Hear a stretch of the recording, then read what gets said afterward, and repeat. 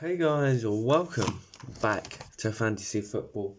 After international break, after the international break, we are back with Game Week 4, and the game is about to kick off in 10 minutes. I didn't have time to record this week, unfortunately, just with personal reasons and work, and so we're going to just do it now, just before the game week starts. But most transfers in is Jack Grealish. And now I did want to bring Jack Grealish in. Let's not get this wrong. I just didn't have the funds because I decided to wait until the international break was done before making any transfers, just to make sure that there was no injuries or whatsoever. And in the time, Jack Grealish went up in 0.2 million. So unfortunately, I couldn't afford him. He is someone obviously on the radar with a player of the month already.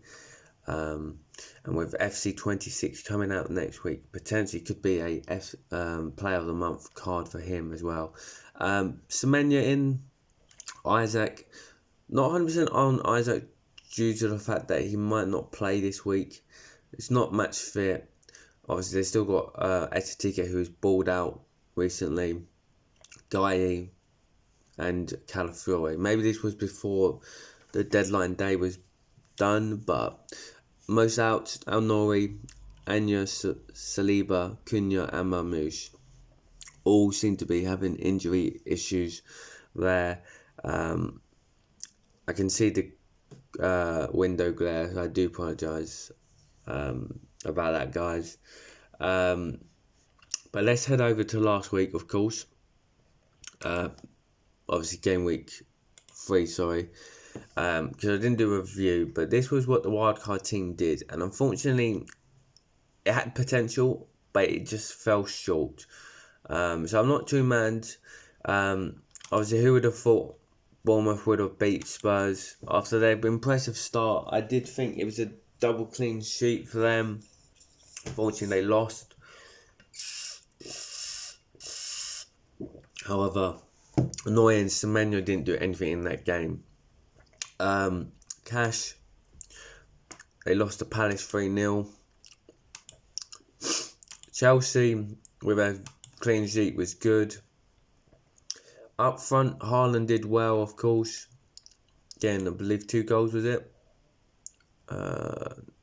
No, just a 1 goal, sorry. Despite losing the game, Rangers didn't do anything because they lost. Wood, 2 points. João Pedro had a great game with a goal, some bonus points. And unfortunately, on the bench was Guy, who that was a massive L for me. I put him on the bench thinking I do see Aston Villa winning 1-0 or so. Obviously, rumours was he's going to join Liverpool the next day, so I didn't think he might have played. But what's the performance he had in that Crystal Palace game? Potentially was going to be his last game. He's staying at Palace now, but scoring a goal, clean sheet points, bonus points. He had it all, and unfortunately he was on the bench. Caicedo on the bench as well would have slotted in and improved any of the midfield there. So the bit disappointing.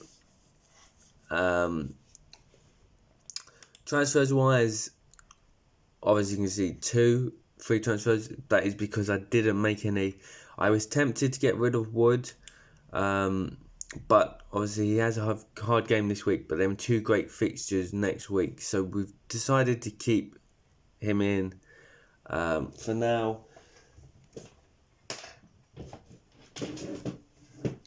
And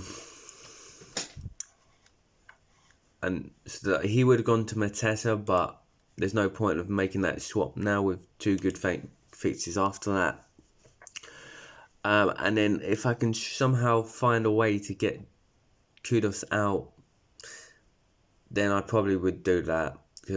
Or Jen Spence. I don't want the double Spurs defence after obviously that Bournemouth fixture last week. It's kind of made me want to change that. But coming into this, if we can go to points, because it's game week 4, this is what the team is going to look like. Sanchez in goal against Brentford. Should be a clean sheet. Obviously, isn't guaranteed, but I'd like to think so. Guy against Sunderland should be a clean sheet for them. West Ham to double up on the Spurs. Like I said, hopefully this will be the last week I have to double up on the Spurs defence. But against a West Ham side that's not been great, inconsistent, I do see them maybe getting a clean sheet, at least a win, in my eyes anyway. Captain Mo Salah, Semenyo stays, Reinders stays against making it a double Man City, Casado stays, and João Pedro stays, making it double Chelsea, and Wood. So at the minute we do have 2 double ups and with 3 and a triple. Hopefully we will change that soon. The bench leaves Dubravka, Estevan, Kudos and Cash. Was tempted to put the triple Spurs player in, but I just didn't want to risk it and waste it. I would think Wood had more chance of scoring a penalty or something than Kudos does, because he's not really attacking forward. He's more of a provider. So that is why I went Wood over Kudos, making it a 3-4-3 rather than a 3-5-2. But that is my game week for team selection, guys. I know it's a bit late with the game about to kick off in 4 minutes time, but I do my best to get FPL videos out every single week for you guys, and hopefully we can start pushing on in the leagues, because in the leagues we're still in the same position, 11th and 11th in the mini league, below one Marcus just below us, and in my own league itself, obviously there's a couple of people behind us, which is nice, but this league there's a lot of competition in it, so we like to keep that going. And then obviously the McDonald's Management League itself, we're very close to the bottom as well. So we need to push on this week, have a good game week. If we can get maybe, as long as we're above the average, and maybe if we can get 7 to 10 points above the average score, we can definitely push some positions. But for now, guys, thank you for watching, and I'll see you next week.